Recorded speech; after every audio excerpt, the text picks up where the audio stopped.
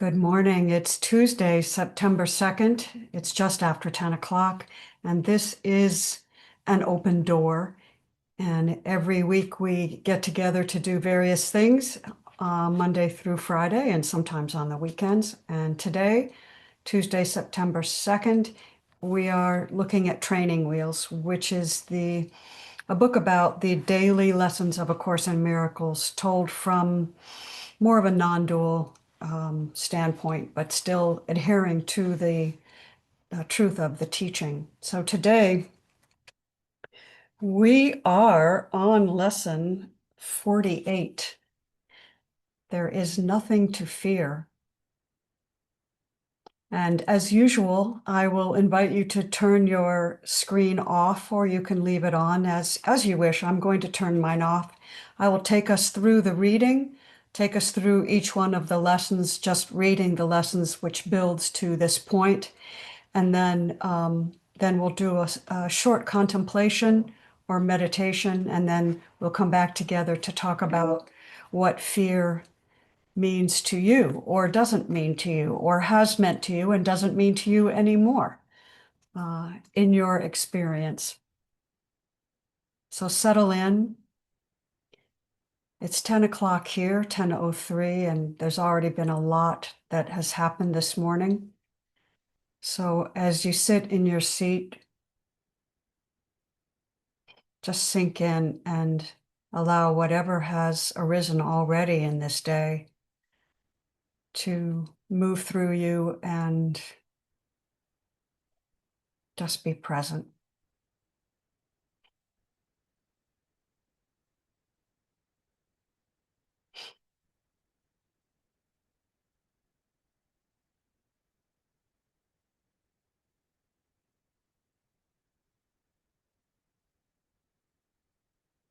Nothing I see means anything. I've given everything I see all the meaning it has for me. I do not understand anything I see.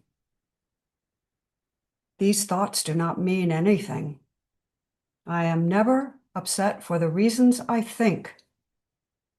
I'm upset because I see something that isn't there. I see only the past. My mind is preoccupied with past thoughts. I see nothing as it is now. My thoughts do not mean anything. My meaningless thoughts are showing me a meaningless world. I am upset because I see a meaningless world. A meaningless world engenders fear.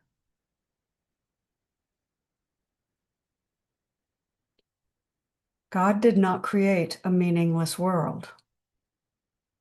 My thoughts are images I have made. I have no neutral thoughts. I see no neutral things. I am not alone in experiencing the effects of my seeing. I am not alone in experiencing the effects of my thoughts. I am determined to see.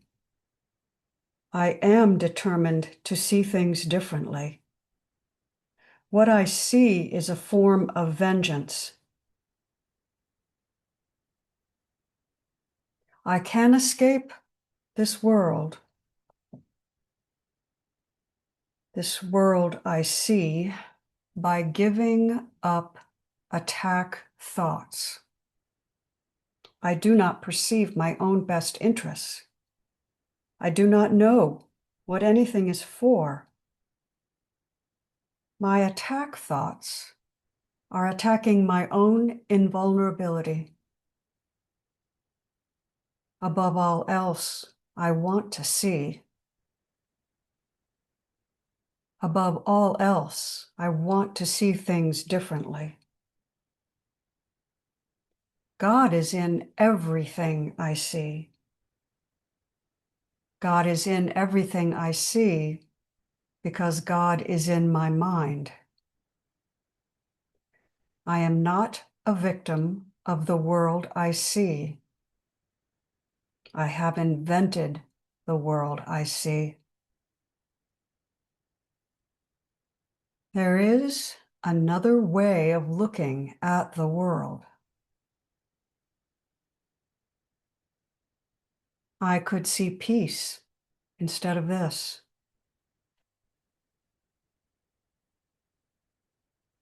My mind is part of God's. I am very holy. My holiness envelops everything I see. My holiness blesses the world. There is nothing, no thing my holiness cannot do. My holiness is my salvation. I am blessed as a son of God.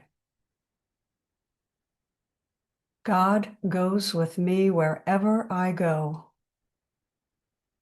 God is my strength, and vision is God's gift.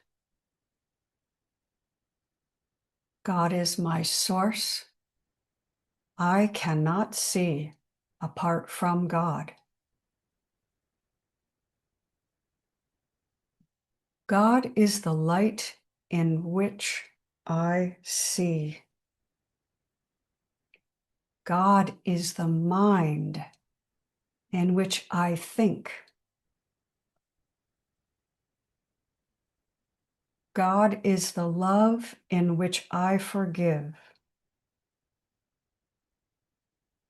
God is the strength in which I trust. There is nothing to fear.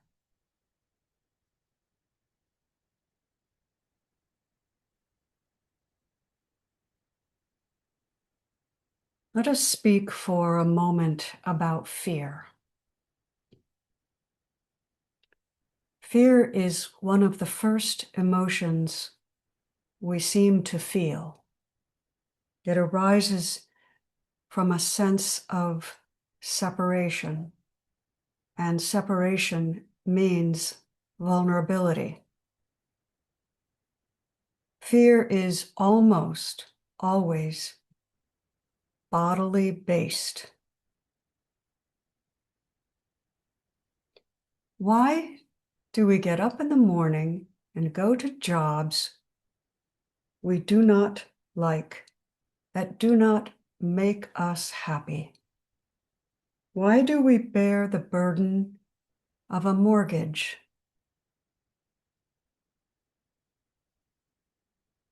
Why do we allot thousands of dollars for insurance against sickness or the loss of the house that contains the body and seems to be a home for the body?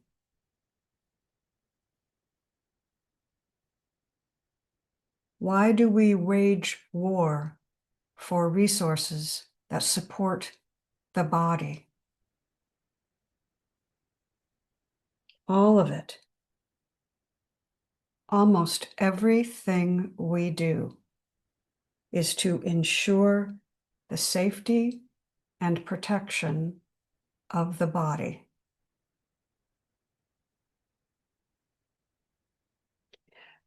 Our complete identification with the physical body creates a chronic, low-level sense of dis-ease. The money we spend to protect the body says it all.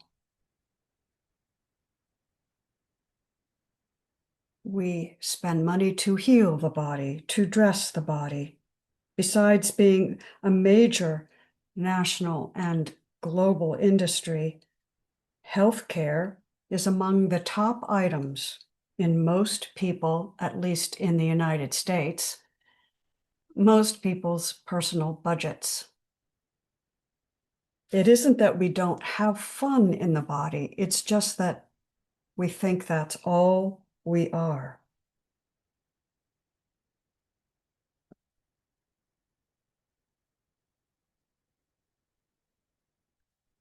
Take a minute and imagine that you exist without a body.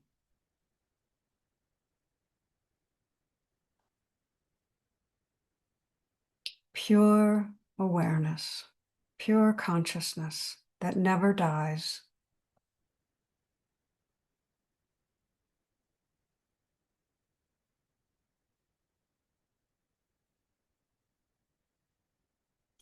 Think of having the freedom to shift from one form to another just by desiring it. Imagine that it's possible to join with another and wordlessly share experience. Take a moment. Consider how it would be if you could exist in a state with no fear at all. What would that be like?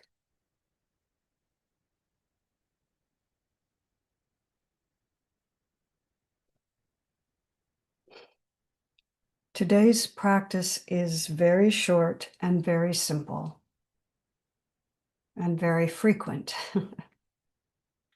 Simply repeat the idea to yourself. There is nothing to fear, as often as possible throughout the day, and use the lesson as a foundation for all the things that seem to arise in your experience. If you have any moment of upset, for whatever reason, just say in your mind, there is nothing to fear in this.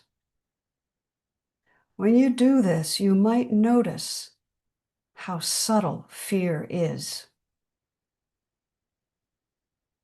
If you're stuck in traffic, if you hear of someone else's illness, if you see something disturbing on the news, just say to yourself, there is nothing to fear in this. I have nothing to fear. If you wake up anxious in the middle of the night, remember the lesson. There's no limit to the number of times this lesson can be remembered. As Paul Selig, or the guides, said yesterday, fear is like a soot that covers everything. See it where it is.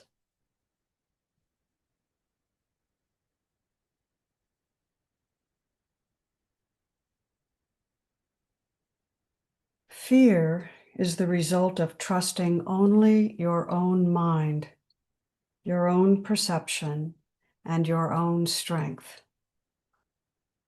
A greater strength is always available, but it does require giving up separation from source.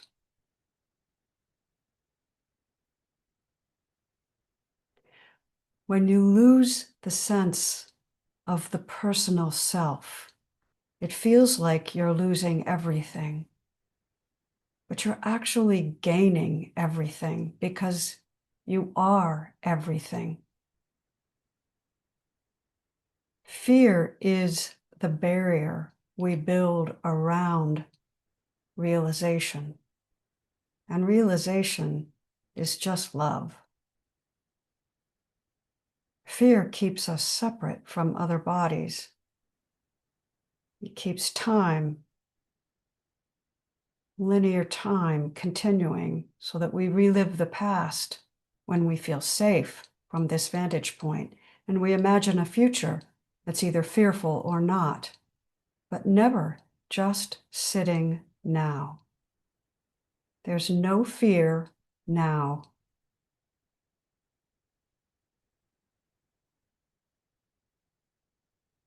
A house divided cannot stand. You are not a house divided.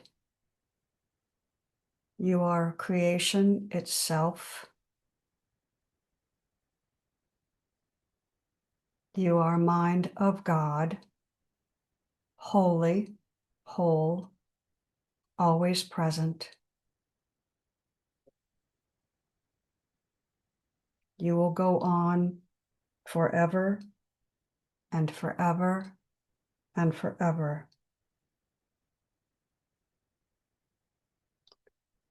Nothing real can be threatened. Nothing unreal exists. There is nothing to fear.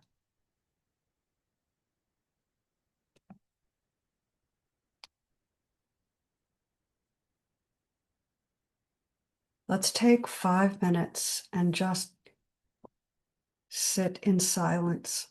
I will time us. Just allow whatever arises to arise and notice, as the awareness that you are, if any fear comes into awareness, any small thing.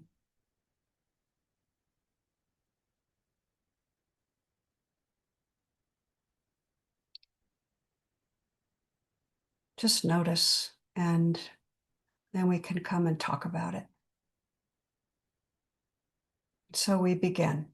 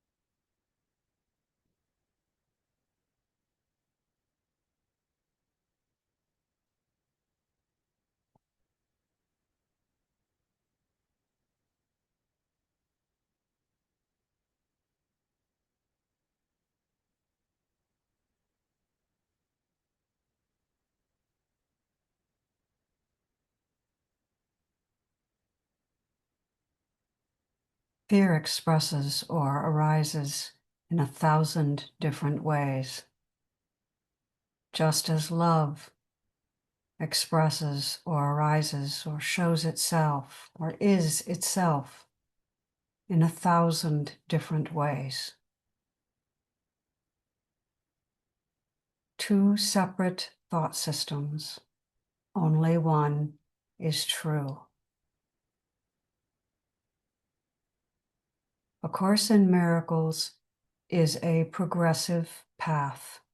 It's a progressive teaching. One of the most important lessons on the progressive path is that there is nothing to fear. That realization, that embodiment, there is nothing to fear, opens the door for many of the rest of the teachings, because it opens the door to the awareness of love's presence in everything. But it isn't the end. One of the things A Course also teaches is that there is a deeply buried unconscious fear that the ego has, knowing that it doesn't exist. So the idea of no self, no personal self at all, often becomes the final fear we have to face.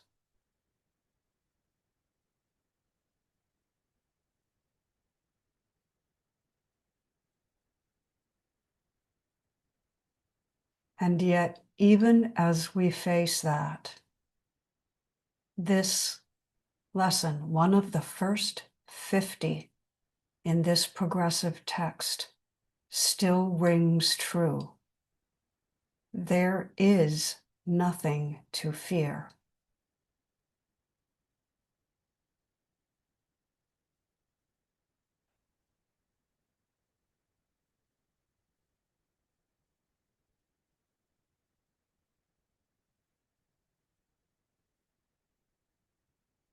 So come on back and let's talk about how this lesson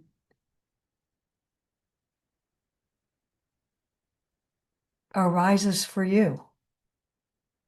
When did you first realize that there is nothing to fear? And how does that inform you in your day?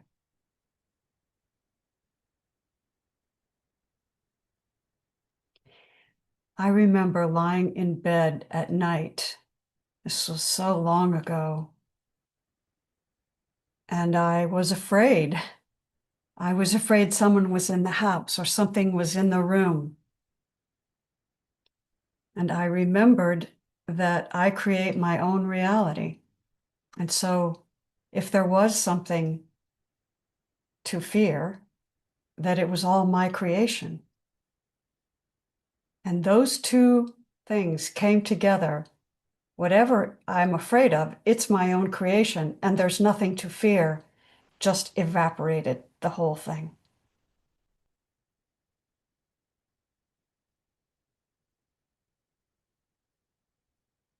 So how did it work for you, or how does it continue to unfold for you?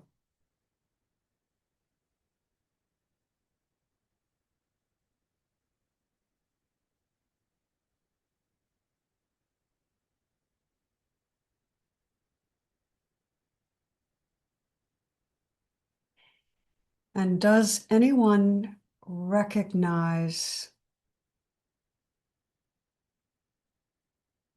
that there is a fear in the loss of self, in the end of self, complete end of self, end of all stories, end of all identifications, end of all separation from everything, end of the dream.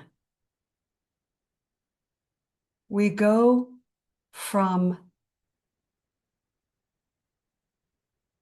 the idea that it's either or.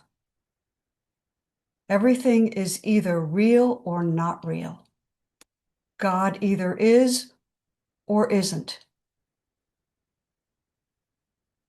And we go into the realization that they're both true, and we go into a both and. Well, I can be in the dream and know that there's reality, which affords me some wiggle room. Ah, this is the dream. This is the dream. It's not really true. And I know that what is really true is real, and that I am the infinite, indivisible. And then we go into just ising, just being, no doer, no individual, no personality, just being. And sometimes that is the hardest step.